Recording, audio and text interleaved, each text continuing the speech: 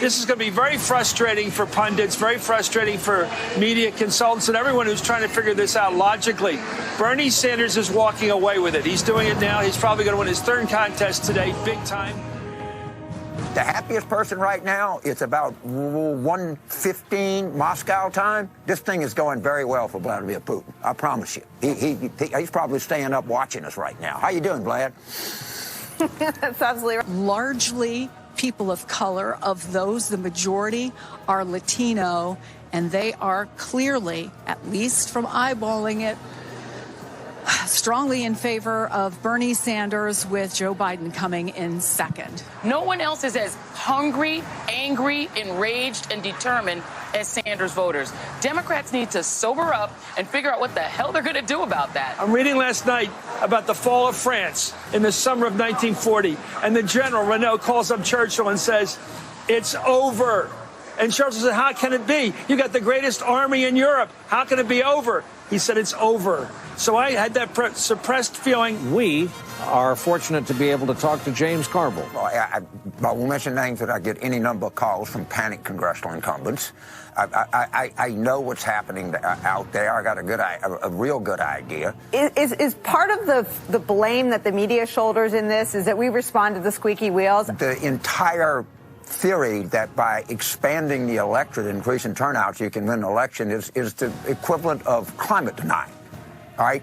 When people say that, they're as stupid to a political scientist as a climate denier is to an atmospheric scientist. If you're voting for him because you think he'll win the election, because he'll galvanize heretofore sleepy parts of the electorate, then politically you're a fool. So describing what sounds a lot like political suicide, and I think we need a psychologist to understand that. I want you to call Tom Steyer and tell him how the cow ate the cabbage. I want you to call him and tell him to take all those millions of dollars that he has spent in Nevada to get nothing, and all the millions he spent in South Carolina, and all the few votes he's getting, he needs to be spending that money making sure voters understand the choices they have in this primary between now and the end of March.